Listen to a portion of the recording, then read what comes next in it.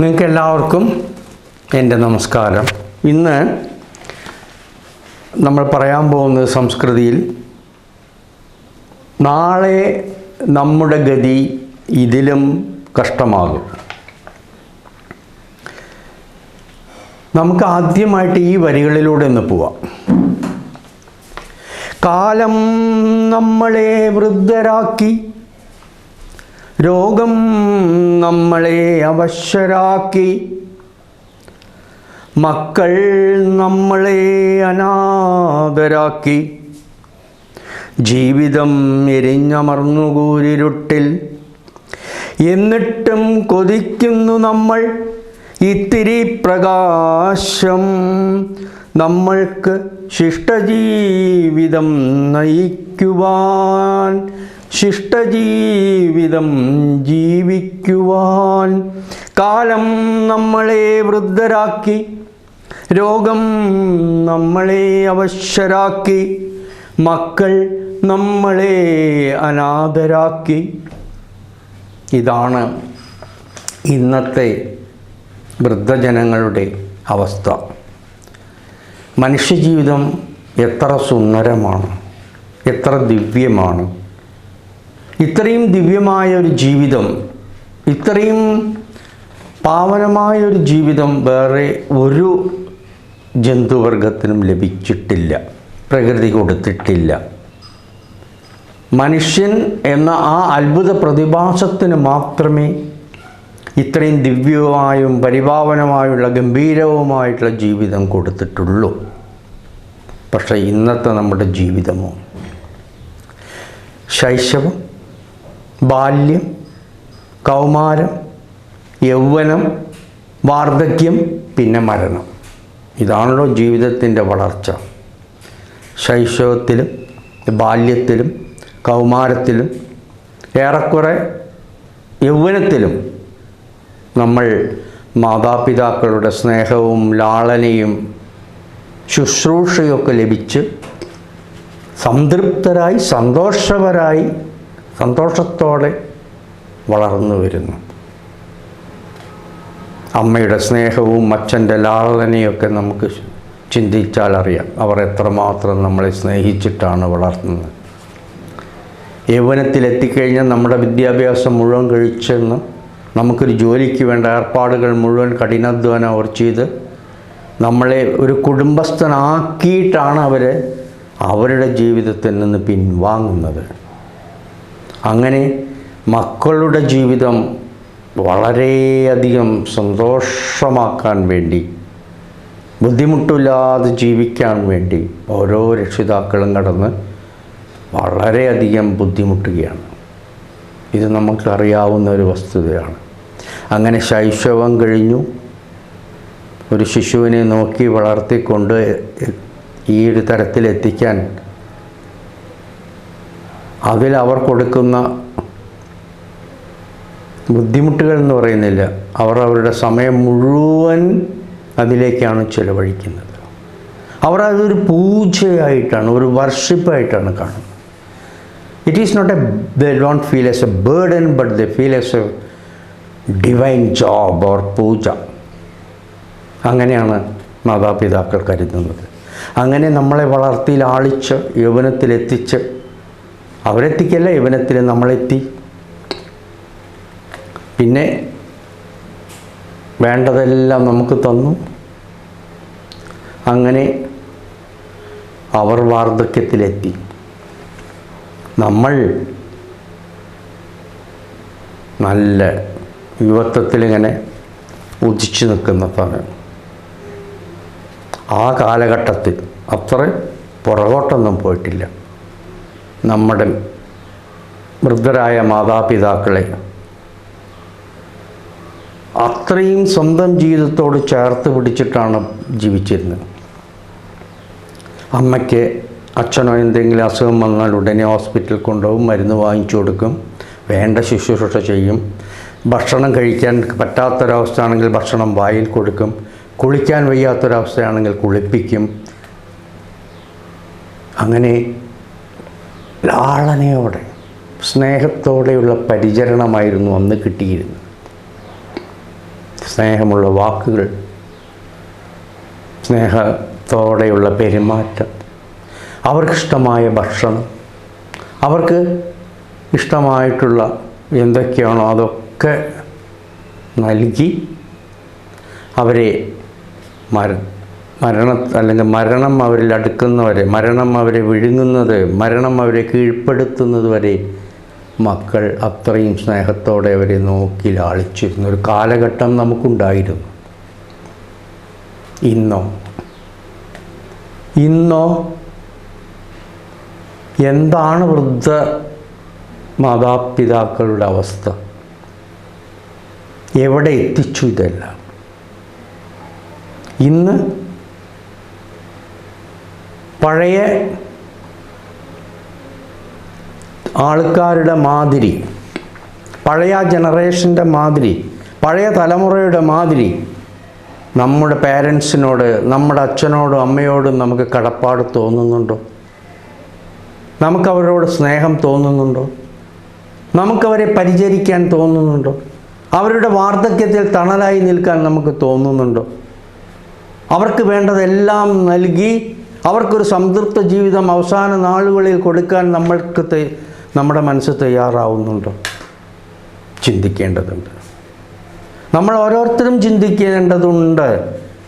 നമ്മൾ തയ്യാറാണോ? നമ്മുടെ മനസ്സ് തയ്യാറാണോ? അതോ സാഹചര്യങ്ങൾ നമ്മളെ അകറ്റി നിർത്തുന്നതാണോ? എന്തുകൊണ്ട് ഇന്ന് വൃദ്ധ മാതാപിതാക്കൾ നരകതുല്യമായ, വേദനാജനകമായ, ദുരിതപൂർണമായ ഒരു ജീവിതം നയിക്കുന്നത്? ഒരു അനാഥത്വം അവർ എന്തുകൊണ്ട് അനുഭവിക്കുന്നു? എവിടെയും അവർ ദുഃഖിതരാണ്. വാർദ്ധക്യം എല്ലാവരും അനുഭവിക്കേണ്ട ഒരു കാലമാണ്. ഏത് ജീവിക്കും പറഞ്ഞിട്ടുള്ളതാണ് വാർദ്ധക്യം, അതിനു മുമ്പേ മരിച്ചു പോയില്ലെങ്കിൽ. ഇന്ന് യുവാക്കളായ നമ്മൾ അത് മറന്നുകൊണ്ട് അഹങ്കരിച്ച് കിടന്ന് കൂത്താടണ്ട. നാളെ ഇതിലും കഷ്ടമായ, വേദനാജനകമായ വാർദ്ധക്യം നമ്മളെ കാത്തിരിക്കുകയാണ്. ഓർക്കുക, ഇന്ന് നമ്മുടെ മാതാപിതാക്കൾ അനുഭവിക്കുന്ന ദുഃഖം, അവരുടെ കണ്ണീർ തുടയ്ക്കാൻ നിങ്ങൾക്ക് കഴിഞ്ഞില്ലെങ്കിൽ ഇതിലും ദുരിതപൂർണമായ, വേദനാജനകമായ, നരകതുല്യമായ ഒരു വാർദ്ധക്യമാണ് കിട്ടാൻ പോകുന്നത് നമുക്ക്. അത് പ്രകൃതി നിയമമാണ്. That is the law of കർമ്മ. യാതൊരു സംശയമില്ല. നമ്മൾ അത്രയും നമ്മളെ ലാളിച്ച് സ്നേഹിച്ച് അവരുടെ ജീവിതവും വിയർപ്പും രക്തവും എല്ലാം നമുക്ക് വേണ്ടി ത്യാഗം ചെയ്തവരാണ് അവർ. സ്വന്തം മക്കളെ സ്വന്തം കാലിൽ നിർത്തണം. അവർക്ക് നല്ലൊരു ജീവിതം വേണം. സമാധാനപരമായൊരു ജീവിതം എൻ്റെ മക്കൾ നയിക്കണം. കഴിയുന്നത്ര സാമ്പത്തിക ഭദ്രതയുള്ളൊരു ജീവിതം എൻ്റെ മക്കൾ നയിക്കണം. ഇതൊക്കെ സ്വപ്നം കണ്ടുകൊണ്ടാണ് ഈ രക്ഷിതാക്കൾ ജീവിക്കുന്നത് തന്നെ. കഴിയുന്നത്ര, അവർക്ക് പറ്റുന്നത്ര അവർ ചെയ്യുന്നുണ്ട്. പക്ഷെ ഇന്ന് അവരുടെ സ്ഥിതിയോ? എന്തുകൊണ്ട് അവർ ഇന്ന് ഇത്രയധികം ദുഃഖിക്കുന്നു? ഇതിനെന്താണ് കാരണം? പല കാരണവും നമുക്ക് പറയാം. പണ്ട് കൂട്ടുകുടുംബമായിരുന്നു, ഇന്ന് അണുകുടുംബമായി മാറി. സമയമില്ല. പിന്നീട് നഗരവൽക്കരണം, നാട്ടിൻ്റെ അടുത്ത് തന്നെ, നാട്ടിൽ തന്നെ ജോലി കിട്ടായ്മ, ദൂരെ പോകേണ്ടി വന്നു. അതൊരു കാരണമാണ്. മൂന്നാമത്തത്, നാട്ടിൽ ജോലി അടുത്തെല്ലാതുണ്ടെങ്കിലും മാതാപിതാക്കളെ നോക്കാൻ ഇതൊന്നും തടസ്സമായി നിൽക്കുന്നില്ല. പക്ഷെ സ്വന്തം മനസ്സാണ് തടസ്സമായി നിൽക്കുന്നത്. മനസ്സില്ല അവരെ പോയി ഇന്ന് കാണാനോ പരിചരിക്കാനോ സ്വാന്തനമേകാനോ. അവർ മക്കളെയും കാത്ത് ഇങ്ങനെ ഇരിക്കുകയാണ് സ്വപ്നം കണ്ടിട്ട്. പേരക്കുട്ടികളെ ഒന്ന് നെഞ്ചോട് ചേർത്ത് ലാളിക്കാൻ വേണ്ടി കൊതിച്ചുകൊണ്ടിരിക്കുകയാണ്. ആ നിഷ്കളങ്ക സ്നേഹം ഒന്ന് അനുഭവിക്കാൻ ആ പേരക്കുട്ടികൾക്ക് പോലും ഭാഗ്യമില്ലാത്തൊരു അവസ്ഥയിലാണ് ഇന്ന് ജീവിതം മുന്നോട്ട് പോയിക്കൊണ്ടിരിക്കുന്നത്. എവിടെയും അസ്വസ്ഥത, എവിടെയും അശാന്തി. ഇന്ന് വാർദ്ധക്യം ഒരു പേടി സ്വപ്നമാണ്. എല്ലാവരും ആ ഒരു പ്രത്യേക അവസ്ഥയിലേക്ക് നടന്നെടുത്തുകൊണ്ടിരിക്കുകയാണ്. ഓർക്കണം, നോക്കാൻ ആളില്ല, പരിചരിക്കാൻ ആളില്ല, അത്യാവശ്യത്തിനുള്ള സാമ്പത്തിക ഭദ്രതയുമില്ല. ഇത് ജീവിതമാണോ? ഇതാണോ ജീവിതം?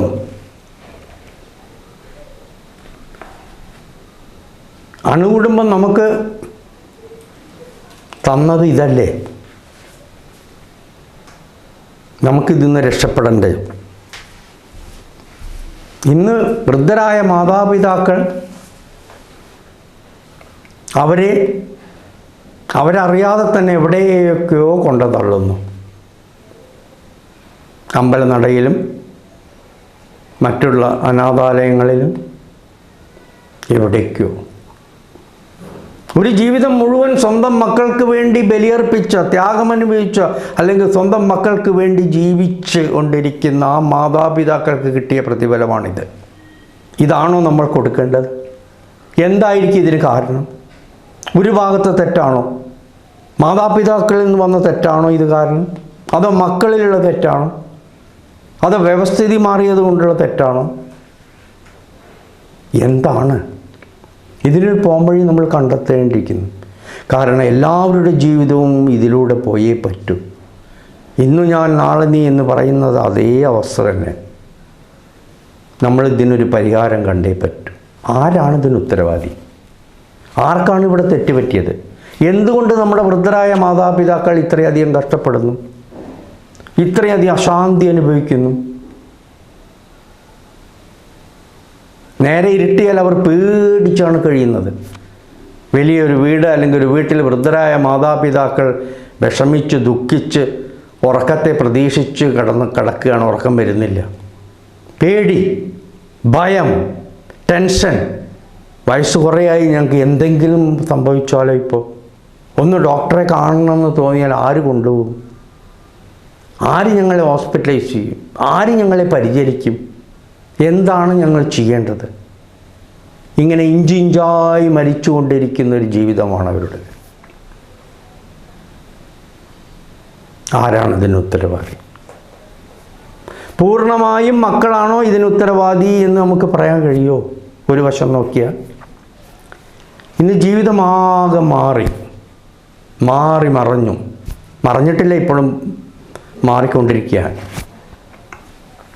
അവർ പഠിച്ചു, അവരുടെ വിദ്യാഭ്യാസത്തിനനുസരിച്ച് നല്ല ജോലിയായി, അവർ ദൂരെ പോയി ജോലി ചെയ്യുന്നു, അവർ വിവാഹിതരാണ്, കുടുംബമായി. അവർക്ക് അവരുടെ കുടുംബം പോറ്റണ്ടേ? അവർക്ക് അവരുടെ കുട്ടികൾക്ക് വിദ്യാഭ്യാസം കൊടുത്ത് അവരെയും ഒരു സ്ഥിതിയിലാക്കണ്ടേ?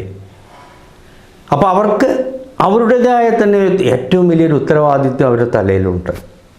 അപ്പോൾ ഇവിടെ വന്ന് ഈ മാതാപിതാക്കളെ ശുശ്രൂഷിച്ചു ഇരിക്കാൻ പറ്റില്ല. പിന്നെന്താണ് വഴി? അവരെ അങ്ങോട്ട് കൊണ്ടുപോകാൻ പറ്റുമോ? പല കാര്യങ്ങളെ കൊണ്ട് അതും പറ്റില്ല. പിന്നെന്താണ് വഴി? ഈ മാതാപിതാക്കൾ ഇവിടെ ഇങ്ങനെ നരകിച്ച് മരിച്ചു പോവുകയാണോ ഒരേ ഒരു വഴി? അല്ല, വഴികൾ എത്രയോ ഉണ്ട്. അതിലേക്കൊന്ന് വരികയേ വേണ്ടു. പല വഴികളുണ്ട്. മാതാപിതാക്കളുടെ അടുത്ത് വന്ന് അവരെ ശുശ്രൂഷിച്ച് അവരെ ലാളിച്ച് സ്വയം പരിചരിച്ച് അങ്ങനെ ഒരു ജീവിതം നയിക്കാൻ പറ്റിയൊരു സാഹചര്യമല്ല ഇന്നത്തെ യുവതലമുറയ്ക്ക്, സംശയമൊന്നുമില്ല. പക്ഷേ ഈ മാതാപിതാക്കളിൽ ഒരു സെക്യൂരിറ്റി, ഒരു സുരക്ഷിതത്വബോധം ഇവർക്ക് കൊടുക്കാൻ കഴിയും. അവരിൽ നിന്ന് അനാഥത്വബോധം എടുത്തു കളയാൻ ഇവർക്ക് കഴിയും. അതിനുള്ള സംവിധാനങ്ങൾ ഇവിടെ ഉണ്ട്. അവർക്ക് പല ഹോസ്പിറ്റലായിട്ട് ടൈപ്പ് ചെയ്തിട്ട് അങ്ങനെയുള്ള കാര്യങ്ങൾ ചെയ്ത് അച്ഛനോ അമ്മയ്ക്കോ എന്തെങ്കിലും വന്ന് അവർ വന്ന് കൊണ്ടുപോകാനുള്ള സംവിധാനം ഇവിടെ ഉണ്ട്. അതേമാതിരി ഇവരെ പരിചരിക്കാൻ പറ്റിയ കാര്യങ്ങൾ, അതിനു പറ്റിയ സംവിധാനമുണ്ട്, അതൊന്നും ആക്കി കൊടുക്കുക. സ്വന്തം പുത്രനും പുത്രിയും വന്ന് പരിചരിച്ച് ലാളിച്ച് ആ കാലം പോയി. അതിന് തിരിച്ചു വരാൻ വളരെ ബുദ്ധിമുട്ടാണ്. പക്ഷെ എന്നാലും ശിഷ്ടജീവിതം ഒന്ന് സമാധാനത്തോടെ ജീവിക്കണ്ടേ? അതിനുള്ള സംവിധാനങ്ങൾ ഏറെയുണ്ട്. അതൊന്ന് ശ്രദ്ധിച്ച് മക്കൾക്ക് അതൊക്കെ ഒന്നൊന്ന് ഏർപ്പെടുത്തി കൊടുക്കുന്നതിൽ എന്താ തെറ്റ്? ഇതൊന്നും ഞങ്ങളുടെ ഉത്തരവാദിത്തപ്പെട്ടതല്ല, നിങ്ങളങ്ങോട്ട് ജീവിച്ചോളിൻ. ഇവരെ മറന്നുകൊണ്ട് മുന്നോട്ട് പോകുന്നത് ശരിയാണ്? ഒരു ജീവിതം മുഴുവൻ നിങ്ങൾക്ക് അല്ലെങ്കിൽ നമുക്ക് വേണ്ടി ജീവിച്ചവരല്ലേ ഇവർ? ഇന്ന് കണ്ണുന്തി ചുക്കിച്ചൊളിഞ്ഞ് നടക്കാൻ പോലും വയ്യാതെ കോലങ്ങളായിരിക്കുന്ന അവരുടെ ജീവിതം ആർക്ക് വേണ്ടിയായിരുന്നു അവർ ഇത്രയും ജീവിച്ചത്? ആ മക്കളിൽ നിന്ന് ഇങ്ങനെ ഒരു അവഗണന നേരിടുമ്പോൾ അവർ മാനസികമായിട്ടും തളരുകയാണ്. ഇതാണോ ജീവിതം? ഇതിനൊരു പരിഹാരം വേണ്ടേ? എല്ലാവരെയും ഒരുപോലെ പറയുകയല്ല. പലരും ഇതിന്ന് വ്യത്യസ്തരായിട്ട് എത്ര ദൂരെയാണെങ്കിലും അവരുടെ സാന്നിധ്യവും സ്നേഹവും മാതാപിതാക്കളെ അറിയിച്ചു കൊണ്ടിരിക്കുന്നുണ്ട്. മാതാപിതാക്കൾക്ക് എന്തെങ്കിലും എപ്പോഴെങ്കിലും എവിടെയെങ്കിലും കാര്യങ്ങൾ അത്രയും വന്നാൽ അവർ ആ സമയത്ത് ഓടി വരാൻ ഒന്നോ അല്ലെങ്കിൽ ഒരാഴ്ചയോ വന്ന് നോക്കി വേണ്ടപ്പെട്ടവരെ അത് ബാക്കിയുള്ള കാര്യങ്ങൾ കൊണ്ട് നടക്കാൻ വേണ്ടപ്പെട്ടവരെ ഉത്തരവാദപ്പെടുത്തിക്കൊണ്ടാണ് അവർ തിരിച്ചു പോകുന്നത്. അങ്ങനെയുള്ള മക്കളുണ്ട്.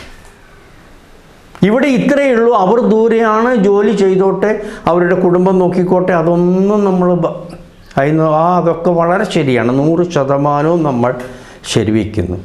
പക്ഷെ ഇവർ ഇന്ന് അനുഭവിക്കുന്ന അനാഥത്വം മാറ്റിക്കൊടുക്കണം. ഇവർക്കൊരു സാമ്പത്തിക സുരക്ഷിതത്വം ഇവർ നൽകണം. കുറച്ച് മുഴുവൻ അവരുടെ സമ്പാദ്യം മുഴുവൻ ഇവർക്ക് വേണ്ടിയാണ് വിനിയോഗിച്ചിരിക്കുന്നത്, ഈ മക്കൾക്ക് വേണ്ടി. എല്ലാവർക്കും ഇപ്പോൾ പെൻഷൻ കിട്ടണമെന്നില്ല, ഗവൺമെൻറ് ജോലിക്കാരാവണമെന്നില്ല. അവർക്ക് പിന്നെ ഈ ഒരു സാമ്പത്തിക പ്രശ്നം വരുന്നില്ല. അല്ല, എത്രയോ പേരില്ലേ അവർ ജീവിതം മുഴുവൻ ഓരോ പൈസയും മക്കളുടെ ഉന്നതിക്ക്, വിദ്യാഭ്യാസത്തിന്, മക്കളുടെ ജോലി കാര്യത്തിന്, മക്കളെ വിവാഹം ചെയ്തു കൊടുക്കാൻ, ഇതിനാണ് അവർ ചെലവഴിച്ചത് മുഴുവൻ. അവർക്ക് വേണ്ടി ഒന്നും നീക്കി വെച്ചിട്ടില്ല. വാർദ്ധക്യത്തിൽ എൻ്റെ മക്കൾ എന്നെ നോക്കും, എൻ്റെ മകൻ എന്നെ നോക്കും, എൻ്റെ മകൾ എന്നെ നോക്കും. വേണ്ട ഈ ചിന്ത. ഇനി നോക്കാൻ മനസ്സുണ്ടെങ്കിലും അവർക്ക് വന്ന് നോക്കാൻ പറ്റാത്ത അവസ്ഥയാണിന്ന്. നോക്കാൻ മനസ്സുണ്ടെങ്കിലും എന്ത് ചെയ്യാൻ പറ്റും? എന്നാൽ എല്ലാ തരത്തിലുള്ള സൗകര്യങ്ങളും ഉള്ള മക്കൾ അടുത്തുണ്ടായിട്ടും നോക്കാത്തവരുമുണ്ട്. അതെന്താ കാര്യം? ചെറിയൊരു വിട്ടുവീഴ്ച തയ്യാറല്ല. മാതാപിതാക്കളിൽ നിന്നും ചിലപ്പോൾ അവഗണന വന്നിട്ടുണ്ടാവും. വൃദ്ധരായ മാതാപിതാക്കളിൽ നിന്ന് മറന്നേക്കുക. വാർദ്ധക്യമാണ്, രോഗപീഠയും മാനസിക അസ്വസ്ഥയും എല്ലാം കൊണ്ടും തളർന്ന ഒരു കാലഘട്ടമാണത്. അത് അവരിൽ നിന്ന് വന്നു എന്ന് ധരിച്ച് അത് മറന്നേക്കുക. ഇതെൻ്റെ അച്ഛനാണ്, എൻ്റെ അമ്മയാണ്. ആ ഒരു ദിവ്യബോധം മനസ്സിൽ നിർത്തിക്കൊണ്ട് കഴിയുന്നത്ര അവരെ പരിചരിക്കുക. തിരക്ക് മാറിയിട്ടല്ല, തിരക്ക് മാറ്റി വെച്ചിട്ട് അവരെ പരിചരിക്കണം. അതാണ് ജീവിതം. അതല്ലാതെ വാർദ്ധക്യമായാൽ ഇന്നിങ്ങനൊരു നരക ജീവിതം നയിച്ചോട്ടെ എന്നാണോ? ഇതിനൊരു പോംവഴി വേണ്ടേ?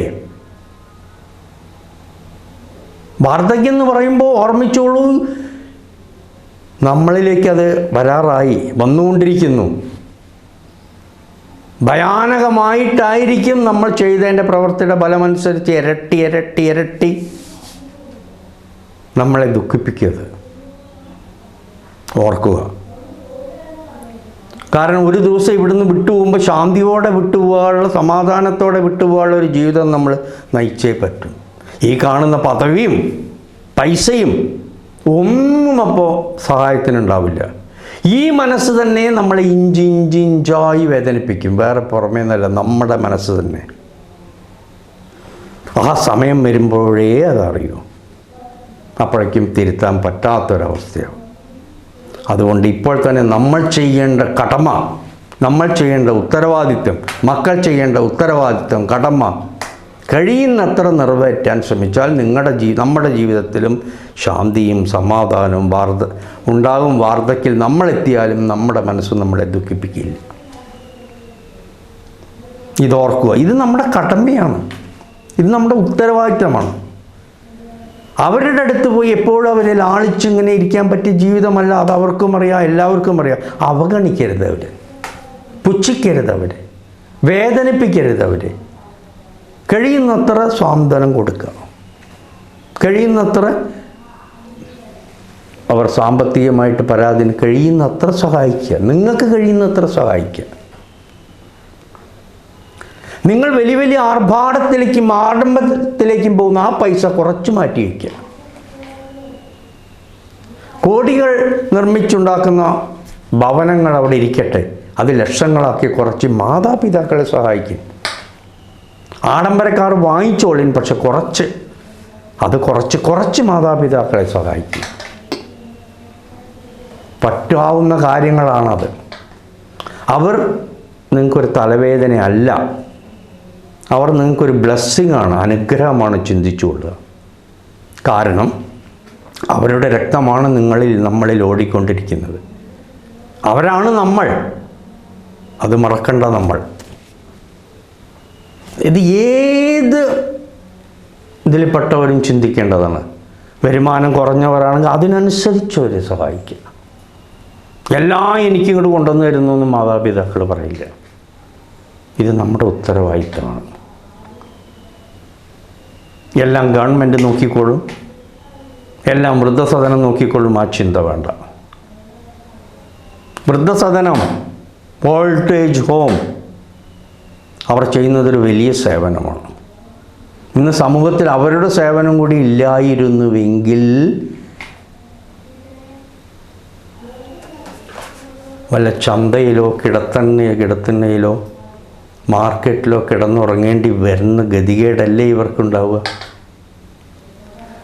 അവരുടെ പരിമിതിക്കനുസരിച്ച് പരമാവധി ഇവരെ ശുശ്രൂഷിക്കുന്നുണ്ട്, സംശയമില്ല. നമ്മളൊക്കെ അവരെ അഭിനന്ദിച്ചേ പറ്റും. ഇവിടെയും വികസിത രാജ്യവും വികസ്വര രാജ്യവും തമ്മിൽ വ്യത്യാസമുണ്ട്. വികസിത രാജ്യങ്ങളിലുള്ള പേരൻസ്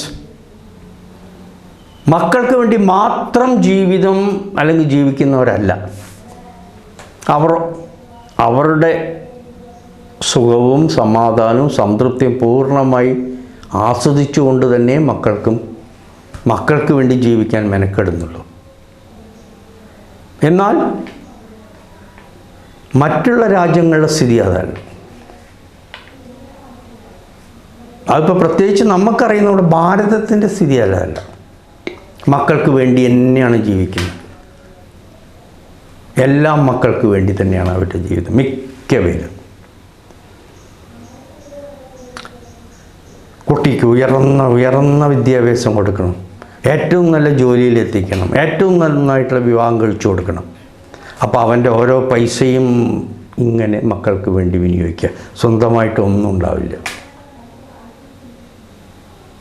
വാർദ്ധക്യത്തിലെത്തുമ്പോൾ ഈ അധ്വാനിച്ചതിൻ്റെ ഫലമായിട്ട് പോഷകാഹാരം മുഴുവൻ പൂർണ്ണമായിട്ടൊന്നും കഴിച്ചിട്ടല്ല അവരുടെ യൗവനം അവർ നീക്കിക്കൊണ്ടുപോകുന്നത്. വാർദ്ധക്യത്തിലെത്തുമ്പോൾ ആരോഗ്യം ക്ഷയിച്ചു, എല്ലാം ക്ഷയിച്ചു. ഈ മക്കളുടെ അവഗണന കാരണം മാനസികമായി അവർ തളർന്നു.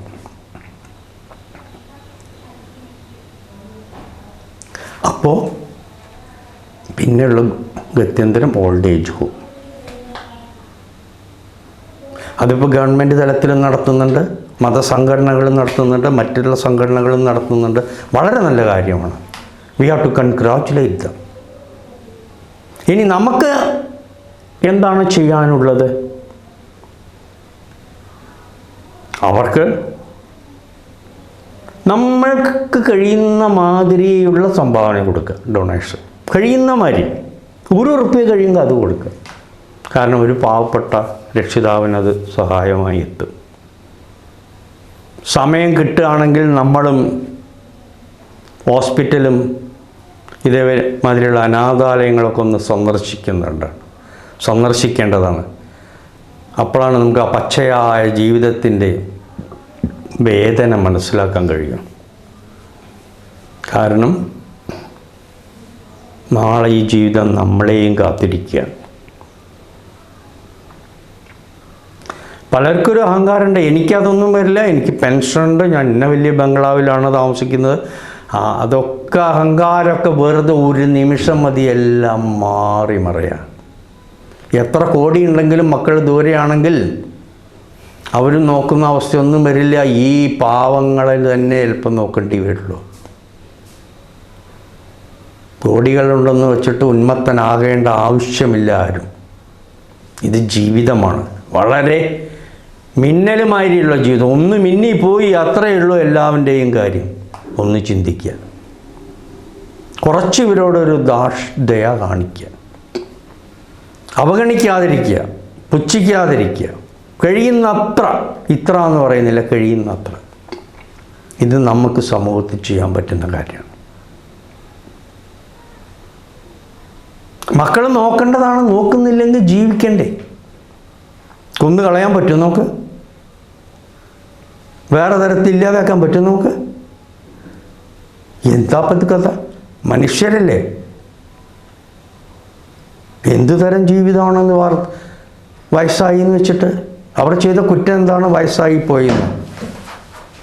ഇത് തന്നെയല്ലേ നമ്മൾ നടന്നെടുക്കുന്നത് നാളെ അങ്ങോട്ടാണ്. ഓർക്കുക, നമ്മളൊക്കെ ഓർക്കണത്. അപ്പോൾ മാതാപിതാ ഗുരു ദൈവം ഇതൊക്കെയാണ് പണ്ട് പഠിപ്പിച്ചിരുന്നത്. ഇപ്പം മാതാവുമില്ല, പിതാവുമില്ല, ഗുരുവില്ല, ദൈവവുമില്ല. ആ മൂല്യങ്ങളനുസരിച്ച് ജീവിച്ചാൽ എന്ത് കിട്ടും? സമാധാനം കിട്ടും, ശാന്തി കിട്ടും. സമൂഹത്തിലെ വയലൻസ് ഉണ്ടാവില്ല, അടി പിടി കത്തി കുത്തി വയ്ക്കുന്നില്ല. കണ്ടാൽ അങ്ങോട്ടും ഇങ്ങോട്ടും നമസ്കരിക്കുക, അല്ലെങ്കിൽ തൊഴുക, അല്ലെങ്കിൽ സ്വാതന്ത്ര്യമായ വാക്കുകൾ പറയുക. എന്തു രസമായ! മാതാവിനെയോ പിതാവിനെയോ ഗുരുവിനെ ഒന്നനുസരിച്ച് എന്താ നഷ്ടമല്ല ഉള്ളത്, അവിടെ ലാഭമാണുള്ളത്, നേട്ടമാണുള്ളത്. ജീവിക്കുമ്പോഴും സുഖം, മരണാനന്തരം സുഖം. ഇപ്പം മരണാനന്തരം വല്ലതും ഉണ്ട്, അതിലൂടെ അത് വേറെ വിഷയമാണ്, നമുക്ക് പിന്നീട് പോകാം. കാരണം ഓരോ അവസ്ഥയും കഴിഞ്ഞ വേറൊരു അവസ്ഥയുണ്ട്. ഇത് പൂർണ്ണമായി നശിക്കുന്നില്ല, ഒന്നും പൂർണ്ണമായി നശിക്കുന്നില്ല എന്ന് ശാസ്ത്രം തന്നെ പറഞ്ഞതാണ്. ഈ ഭൗതിക ശാസ്ത്രം പറഞ്ഞതാണ്. ആത്മീയ ശാസ്ത്രത്തിലേക്ക് അത് ഒരുപടി മുകളിലാണ്. അത് കുറച്ച് സമയമെടുക്കും. കാരണം ഒരു വളരെ നമ്മുടെ കണ്ണിന് പോലും നഗ്നനേത്രങ്ങൾക്ക് കാണാൻ കഴിയാത്ത അതിൽ നിന്നൊരു രൂപാന്തരമുണ്ടായി. നമ്മൾ ശിശുവായി അമ്മയുടെ വളർന്നു. ഗർഭപാത്രത്തിൽ നിന്ന് പോകുന്ന ഉടനെ ജീവിതം അവസാനിച്ചില്ല. പിന്നെന്താ? ശിശുവായി, ആ ജീവിതം തീർന്നു. ബാല്യം, ആ ജീവിതം തീർന്നു. ബാലൻ, കൗമാരം, കുമാരൻ, യൗവനം, യുവാവ്, വാർദ്ധക്യം, വൃദ്ധൻ, മരണം. അതോടുകൂടി തീർന്നുവോ? തീർന്നില്ല. ഈ രൂപവും ഭാവവും ഒക്കെ തീർന്നു, ഈ ശരീരം തീർന്നു. പക്ഷേ അതിൻ്റെ കണ്ടിന്യൂഷൻ ഉണ്ട്, ഉണ്ടായേ പറ്റൂ. കാരണം ശാസ്ത്രം പറഞ്ഞതാ ഇവിടെ ഒന്നും പൂർണ്ണമായി നശിക്കുന്നില്ല. പിന്നെ എങ്ങനെ നമ്മൾ മാത്രം നശിക്കുക? നോ. പക്ഷെ അത് ഗഹനമാണ്, വളരെ. അതിലൂടെ പോകാൻ ഇറ്റ് ഈസ് വെരി മിസ്റ്റേക്ക്. ഒരു പ്രൊഫൗണ്ട് ഇൻ്റലിജൻസ് ഉണ്ടെങ്കിലേ അതിലൂടെ പോകാൻ പറ്റൂ. അതാണ് ഫാക്റ്റ്. അതവിടെ ഇരിക്കട്ടെ. അതിപ്പോൾ നമ്മുടെ ഇവിടുത്തെ ജീവിതത്തിൻ്റെ വിഷയമല്ല. അപ്പോൾ അതുകൊണ്ട് നമ്മളെല്ലാവരും ഒന്ന് ഉണർന്നേ പറ്റൂ. യുവജനങ്ങൾ ഒന്ന് ഉണർന്നേ പറ്റൂ. കഴിയുന്നത്ര സഹായങ്ങൾ, ഇതെൻ്റെ അമ്മയാണ് അച്ഛനാണെന്നുള്ള സ്നേഹം ഇങ്ങനെ മനസ്സിൽ നിന്ന് വരണം, ഹൃദയത്തിൽ നിന്ന് അത് ഒഴുകണം. അതെൻ്റെ ഏറ്റവും വലിയ ഉത്തരവാദിത്തമാണ്. ഈശ്വരനെ ആരാധിക്കുന്നതിന് തുല്യമായ ഉത്തരവാദിത്തമാണത് എന്ന് കരുതിയിട്ട് നമ്മൾ ചെയ്യണം. അല്ലാതെ അവരെ അമ്പലനടയിൽ കൊണ്ട് തള്ളുകയല്ല വേണ്ടത്. അവരിൽ അപാകതയുണ്ടാവും, പക്ഷെ ആ അപാകത വലിയ കാര്യമായിട്ട് നമ്മൾ കണക്കിലെടുക്കേണ്ട. ഇനി ഇതിലാരാണ് ഉത്തരവാദി? മാതാപിതാക്കളാണോ ഇതിന് ഉത്തരവാദി? മക്കളാണോ ഉത്തരവാദി? ഗവൺമെൻറ്റാണോ ഉത്തരവാദി? വ്യവസ്ഥിതിയാണോ ഉത്തരവാദി? സാമൂഹിക മാറ്റമാണോ ഉത്തരവാദി? എല്ലാവരും ഉത്തരവാദികളാണ്. കൂടുതൽ ഉത്തരവാദിത്തം ആർക്കാണെന്ന് ചോദിച്ചാൽ വ്യവസ്ഥിതി മാറിയത് വലിയൊരു മാറ്റം തന്നെയാണ്. അത് ഏറ്റവും വലിയൊരു കാരണം തന്നെയാണ്. പണ്ട് കൂട്ടുകുടുംബത്തിൽ ജീവിച്ച ഇത്രയധികം സമ്പത്തൊന്നും ഉണ്ടായിരുന്നില്ലെങ്കിലും, പൈസ ഉണ്ടായിരുന്നില്ലെങ്കിലും ഒരു സമാധാനവും ശാന്തിയും ഒരു സെക്യൂരിറ്റി ഫീലിംഗ് ഉണ്ടായിരുന്നു. ചുരുക്കം സ്വന്തം മാതാപിതാക്കളെ സ്വന്തം ഗ്രഹങ്ങളിൽ അല്ലെങ്കിൽ ഗ്രഹത്തിൽ മരണമടയാൻ ഒരു അവസരം കിട്ടിയിരുന്നു.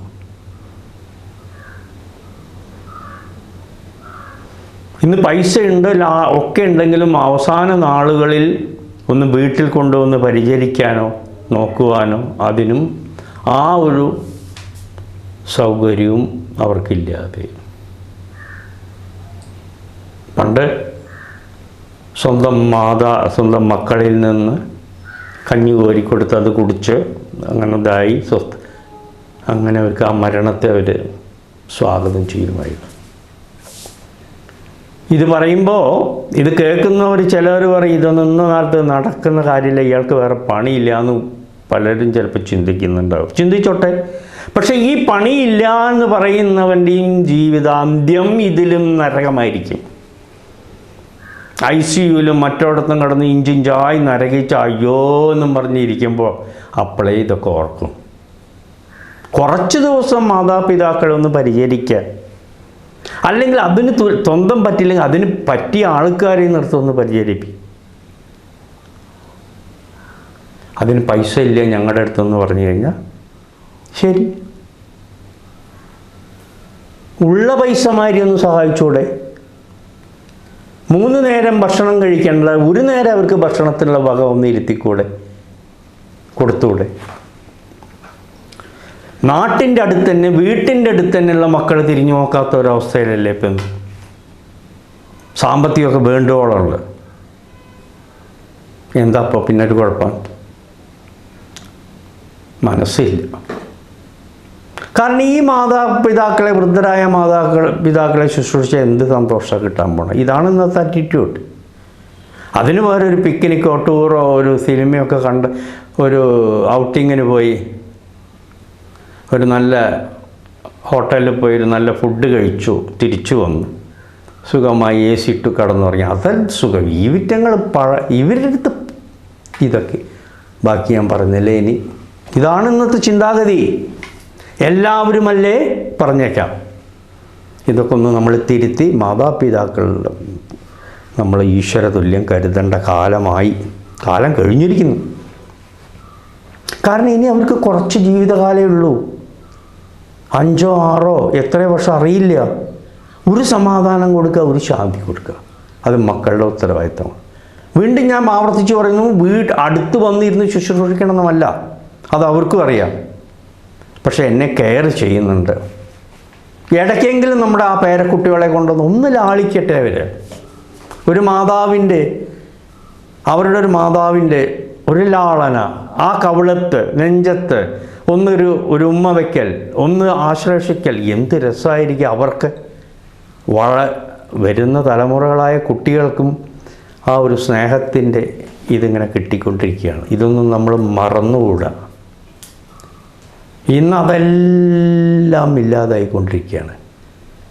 വയസ്സായ പേരൻസിന് ചിലവരുടെ ദൃഷ്ടിയിൽ വൃത്തിയില്ല എന്നാണ് പറയുന്നത്. എന്ന് കിട്ടി മഹാന്മാരെ നിങ്ങൾക്ക് ഈ വൃത്തിയുടെ ബോധമൊക്കെ? ആ വൃത്തിയില്ലാത്ത പാവം വൃദ്ധയുടെ അവരുടെ വയറ്റിലല്ലേ 10 മാസം കടന്നത്. അന്ന് ഇവിടെ വൃത്തി. പക്ഷെ അന്ന് ചിന്തിക്കാൻ കഴിവില്ല എന്ന് വേണമെങ്കിൽ ഇവരുത്തരം പറയും. ഒരു രക്ഷയില്ല. അപ്പോൾ എന്തോ പറഞ്ഞോട്ടെ, എന്തോ കൂത്താടിക്കോട്ടെ, കാത്തിരിക്കുകയാണ് ആ ദിനം നമ്മളെയും സ്വീകരിക്കാം. അപ്പോൾ ഇതിൽ നമ്മുടെ ഉത്തരവാദിത്തമായി കരുതണം. വേറെവർ യു ആർ, എവിടെയാണെങ്കിലും ആ ഒരു സ്വാന്തനം ഫോണിലൂടെ സൗകര്യമുണ്ടല്ലോ, വീഡിയോ കോളിന് സൗകര്യമുണ്ടല്ലോ, വാങ്ങിച്ചു കൊടുക്കുക ഒരു ഫോൺ. അവർ കാണട്ടെ നിങ്ങളെ ദൂരെ എന്തെങ്കിലും. ദിവസവും നമുക്ക് സംസാരിക്കാം. ആഴ്ചയിലെങ്കിലും ഒരു ദിവസം ഒരു 10 മിനിറ്റ് സംസാരിക്കട്ടെ. കുറച്ചവർക്ക് സാമ്പത്തികം കൊടുക്കുക.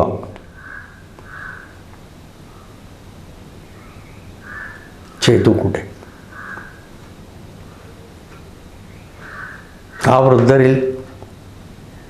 വൃദ്ധസദനമല്ല അവരെ ലാളിക്കേണ്ടത്, നമ്മളാണ്.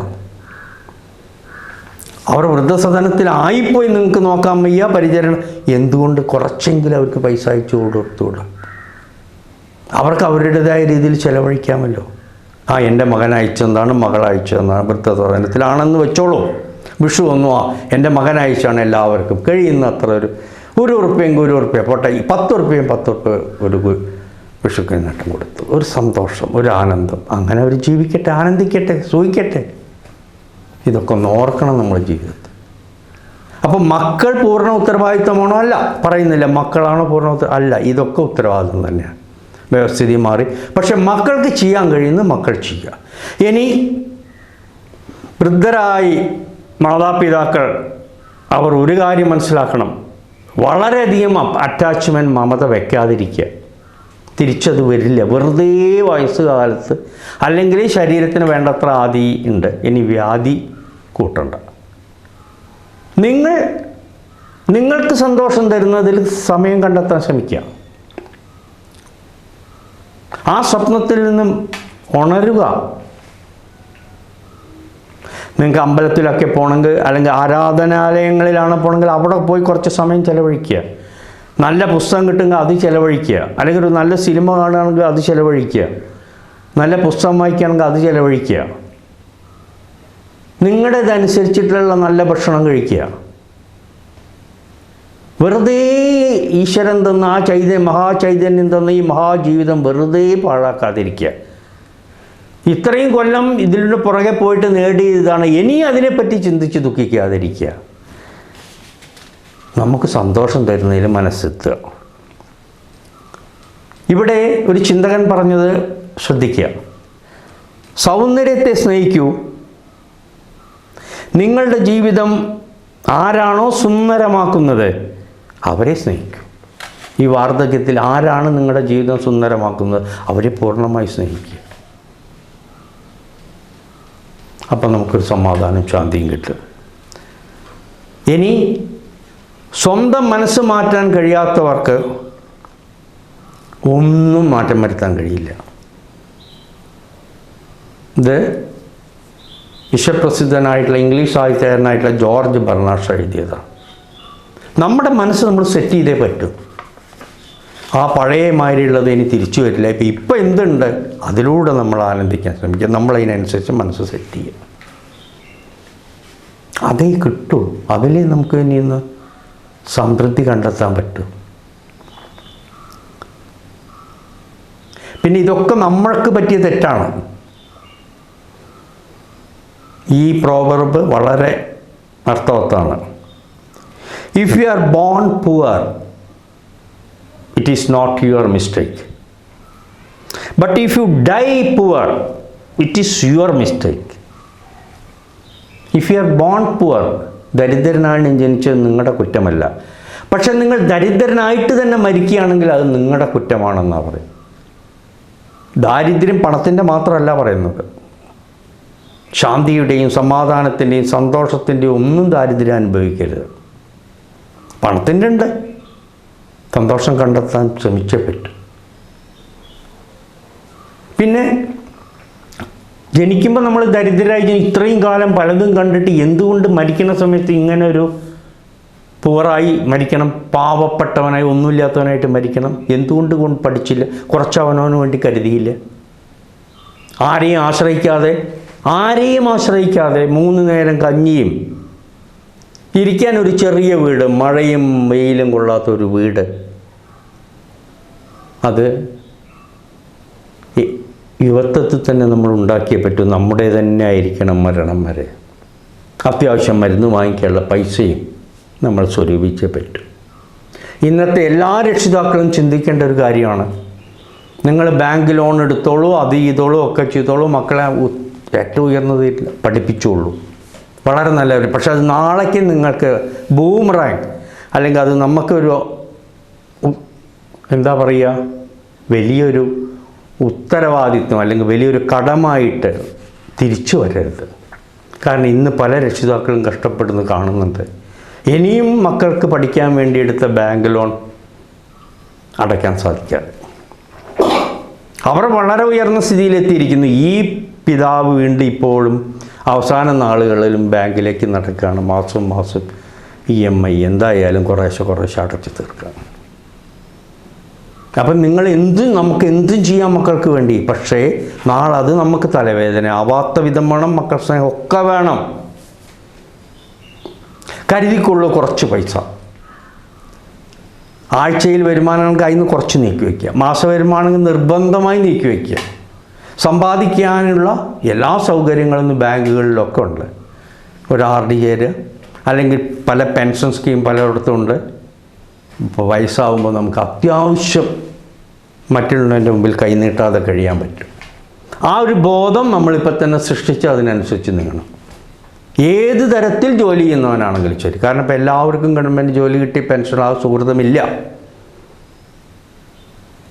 അപ്പോൾ അത് നമുക്ക് നാളെ ഗതി വരുമ്പോൾ നമ്മൾ ഇങ്ങനെ കിടന്ന് ആരെയും ആശ്രയിക്കാതെ ഒരു നേരമെങ്കിലും ഭക്ഷണം കഴിച്ച് സ്വന്തം കൂരയിൽ കിടന്നിറങ്ങാനുള്ള ഒരു സൗഭാഗ്യം നമ്മൾ ഉണ്ടാക്കണം ഇപ്പം തന്നെ. അതിനു വേണ്ടി നമ്മൾ എല്ലാവരും എന്ന് വെച്ചാൽ എല്ലാ രക്ഷിതാക്കളും അത് ശ്രദ്ധിക്കണം. മാസവരുമാനം റിട്ടയർമെൻറ്റിന് ശേഷം കിട്ടാത്തവർ, ഇപ്പോൾ ജോലി നമുക്ക് സ്ഥിരം ജോലി ഉണ്ടാവില്ല, എന്തൊക്കെയായാലും ഉള്ള വരുമാനത്തിൽ നിന്ന് കുറച്ച് മിച്ചം പിടിച്ചുള്ള മടി കരുതിയേ പറ്റൂ ഈ വാർദ്ധക്യം വരുമ്പോഴേക്കും. ഇന്നത്തെ ജീവിതത്തിൽ വാർദ്ധക്യം ഭയാനകമായിട്ട് നൃത്തമാടിക്കൊണ്ടിരിക്കുക. എവിടെയും അവഗണന മാത്രം. പല സീനിയർ സിറ്റിസൺ ഫെസിലിറ്റീസൊക്കെ വളരെയധികം അത് നന്നായി പ്രവർത്തിക്കുന്നുണ്ട്. പക്ഷേ എത്ര പ്രവർത്തിച്ചാലും ഈ മാനസികമായിട്ടുള്ള ദുഃഖം മാറ്റാൻ കഴിയില്ലല്ലോ. ഈ അറ്റാച്ച്മെൻറ്റിൻ്റെ ദുഃഖം അത് അവനവൻ തന്നെ മാറ്റണം. ആവശ്യമില്ലാതെ മമതയും വെച്ചിരുന്നിട്ട് ഒരു കാര്യമില്ല. വെറുതെ ദുഃഖിച്ച് ഒരു ദിവസം മരണം വന്ന് വിളിക്കുമ്പോൾ അങ്ങോട്ട് കണ്ണടച്ച് പോകേണ്ടി വരും. ജീവിക്കുക സന്തോഷത്തോടെ, ജീവിക്കുക സംതൃപ്തിയോടെ. അതിന് അവനവൻ തന്നെ മനസ്സ് ഒന്ന് സെറ്റ് ചെയ്തേ പറ്റൂ. ഭരണാഷ പറഞ്ഞ മാതിരി തന്നെ സ്വന്തം മനസ്സ് മാറ്റാൻ കഴിയാത്തവർക്ക് പിന്നെ ഒന്നും മാറ്റാൻ കഴിയില്ല. So you have to change your mind according to the situation and find happiness. ഇതേ വഴിയുള്ളൂ. കാരണം പഴയ മാതിരിയുള്ള ആ ജീവിതം ഇനി തിരിച്ചു വരുമോ? ഒരിക്കലുമില്ല. ആ സ്വപ്നം മാറ്റി വെച്ചേ പറ്റൂ. മക്കളും പേരക്കുട്ടികളുമായി നമ്മളിങ്ങനെ ഗ്രാൻഡ് പാരൻ്റായിട്ട് ഇങ്ങനെ ശാന്തിയോടെ സമാധാനത്തോടെ സുരക്ഷിതത്തോടെ ജീവിക്കുക എന്നുള്ളൊരു അത് സ്വപ്നമായി മാറിയിരിക്കുന്നു. അപ്പോൾ അതിനനുസരിച്ച് നമ്മുടെ മൈൻഡ് സെറ്റ് ചെയ്തു. അതിൻ്റെ ഭാഗ്യം എല്ലാവർക്കും നിഷേധിച്ചിട്ടില്ല. പലർക്കും ആ ഭാഗ്യം കിട്ടുന്നുണ്ട്, അവരാനന്ദിക്കട്ടെ. പക്ഷെ അതില്ലാത്തവരും ആനന്ദിച്ചേ പറ്റൂ. അതിനെ സ്വന്തം മനസ്സ് സെറ്റ് ചെയ്യുക. അപ്പോൾ വൃദ്ധർ, ഇപ്പോൾ ഇവിടെയാണ് ഈ വൃദ്ധസദനം എന്നൊക്കെ പറയുള്ളൂ. ഇപ്പോൾ യൂറോപ്യൻ രാജ്യങ്ങൾ അങ്ങനെ പേരേ വിളിക്കില്ല. റിട്ടയർ ഹോമെന്നോ റിട്ടയർമെൻറ്റ് ഹോമെന്നോ അങ്ങനെയൊക്കെ വളരെ ഒരു അരിസ്റ്റോക്രാറ്റിക്. അവർക്ക് പിന്നെ അങ്ങനെ ഒരു ഫീലേ ഇല്ല. കാരണം അവരവരുടെ ജീവിതം ചെറുപ്പം മുതലേ അവരുടെ സംതൃപ്തിയും സന്തോഷവും അതേമാതിരി തന്നെയാണ് വാർദ്ധക്യത്തിലും. അവർക്ക് അവിടെയും എല്ലാവിധ സൗകര്യങ്ങളുണ്ട്. നല്ല പോഷകാഹാരങ്ങൾ എല്ലാം. അതേമാതിരി വിനോദത്തിനുള്ള കാര്യങ്ങൾ, മാനസിക ഉല്ലാസത്തിനുള്ള കാര്യങ്ങൾ എല്ലാം സജ്ജമാക്കിയിട്ടുണ്ട്. പക്ഷേ ഭാരതം പോലെയുള്ള രാഷ്ട്രത്തിന് അത് പറ്റില്ല. ഇവിടെ ഒരു നേരം കഞ്ഞി കുടിക്കാൻ ഇല്ലാതിരിക്കുമ്പോൾ ഇതൊന്നും സാധ്യമല്ല. പക്ഷെ അപ്പം അതിനനുസരിച്ച് നമ്മുടെ മനസ്സ് സെറ്റ് ചെയ്തേ പറ്റൂ. നമ്മൾ ദുഃഖിക്കരുത്. കാരണം തിരിച്ചു പിടിക്കാൻ നമുക്ക് പറ്റില്ല. പിന്നെ മാതാപിതാക്കൾ ഓർക്കണം ഒരു കാര്യം. മക്കളൊക്കെ വളരെ, ഞാൻ 10 കിലോ ഏറ്റാണെങ്കിൽ അവരുടെ തലയിൽ 20 കിലോ ഭാരമാണ്. അവരുടെ കുട്ടികൾ, അവരുടെ പഠിത്തമൊക്കെ ഉണ്ട്. അപ്പോൾ അവരെ അങ്ങനെ അങ്ങോട്ട് നമ്മൾ കുറ്റപ്പെടുത്താതിരിക്കുക. അതും ഒരു കാര്യമുണ്ട്. ഇപ്പം എത്ര മക്കൾ അങ്ങനെ മാതാപിതാക്കളെ ശുശ്രൂഷിച്ചാലും ഇതൊക്കെ ആയാലും അത് സംതൃപ്തി ആവാത്തവരുണ്ട്. അത് വേറെ കാര്യം. അത് നമുക്കങ്ങനെ പൂർണ്ണമായിട്ട് എടുക്കാൻ പറ്റിയ കാര്യമല്ല. അവർ വൃദ്ധരായി ചിലപ്പോൾ അവർ പറയട്ടെ. അപ്പോൾ ഇത് നമ്മൾ എല്ലാ യുവജനങ്ങളും ഓർക്കുക, നാളെ നമുക്കും ഈ കാലം വരും. നമ്മുടെ ഉത്തരവാദിത്വം, നമ്മുടെ അച്ഛനമ്മ വയസ്സായാൽ നമ്മളെ കൊണ്ട് കഴിയുന്ന മാതിരി നമ്മളവരെ ശുശ്രൂഷിക്കുക, പരിചരിക്കുക, സാന്ത്വനം കൊടുക്കുക. അവർക്കിനി സാമ്പത്തിക ആവശ്യമുണ്ടെങ്കിൽ നമ്മളെ കൊണ്ട് കഴിയുന്ന മാതിരി ചെയ്യുക, കഴിയുന്ന മാതിരി. എന്നാൽ നമ്മുടെ ജീവിതത്തിൽ നമുക്ക് ശാന്തി കിട്ടും, വെളിച്ചം കിട്ടും. വാർദ്ധക്യമാകുമ്പോൾ നമ്മുടെ ജീവിതം കൂരിരുട്ട് കയറി വരില്ല. കൂരിരുട്ട് കയറി വരാൻ മടിക്കും. അശാന്തി വരില്ല നമ്മുടെ മനസ്സിൽ. അശാന്തിക്ക് വരാൻ പറ്റില്ല. ഇപ്പോൾ ഗവൺമെൻറ്റിൻ്റെ തലത്തിലെല്ലാം ചെയ്യുന്നുണ്ട്, സംഘടനകൾ ചെയ്യുന്നുണ്ട്. പക്ഷെ അതൊക്കെ ഒന്നും ഒരു പരിധി വരെയല്ലേ പറ്റൂ. അപ്പം നമുക്ക് അങ്ങനെയുള്ള സംഘടനകൾക്കും ഇവർക്കൊക്കെ നമ്മളെ കൊണ്ട് കഴിയണത് ₹1 പറ്റുമെങ്കിൽ സന്തോഷമായി കൊടുക്കുക. അത് കാരണം അത് ഒരാളുടെ ജീവിതത്തിലേക്ക്, വൃദ്ധരായ ഒരാളുടെ ജീവിതത്തിലേക്കുള്ള സംരക്ഷണത്തിന് വേണ്ടി പോവുകയാണ് ആ പൈസ.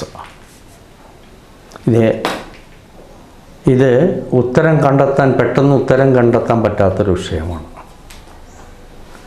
ഇത്ര മാത്രമേ നമുക്ക് പറയാനുള്ളൂ. വാർദ്ധക്യം ജീവൻ്റെ ഒരു പ്രത്യേക അവസ്ഥയാണ്. പ്രകൃതി ആ വാർദ്ധക്യം തന്നിരിക്കുന്നത് അവൻ്റെ ഉത്തരവാദിത്തങ്ങളൊക്കെ നിറവേറ്റി അല്ലെങ്കിൽ സ്വസ്ഥമായിരിക്കാൻ വേണ്ടിയാണ്. ഇന്നിപ്പോൾ സ്വസ്ഥത പോയിട്ട് പൂർണ്ണമായ അസ്വസ്ഥതയായിരിക്കുന്നു. അതുകൊണ്ട്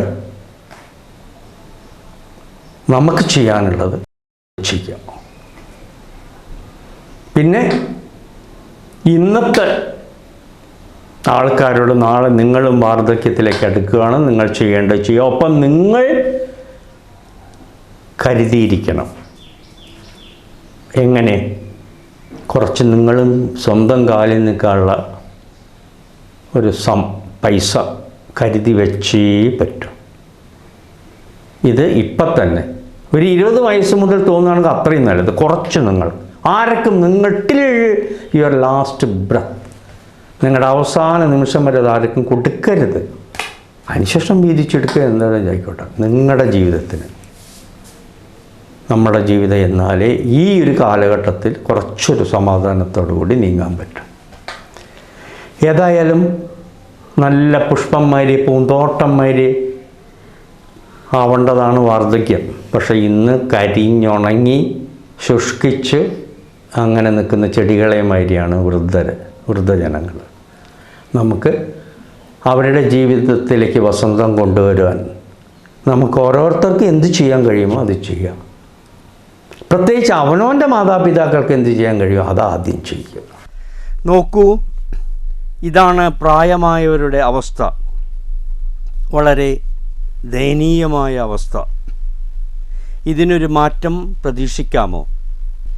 ഈ പുഷ്പങ്ങൾ വിരിഞ്ഞ മാതിരി അവരുടെ ജീവിതത്തിലും സന്തോഷത്തിൻ്റെയും സംതൃപ്തിയുടെയും സമാധാനത്തിൻ്റെയും വസന്തം വരുമോ? അങ്ങനെ വരട്ടെ എന്ന് നമുക്ക് ആശിക്കാം, ആഗ്രഹിക്കാം, പ്രാർത്ഥിക്കാം.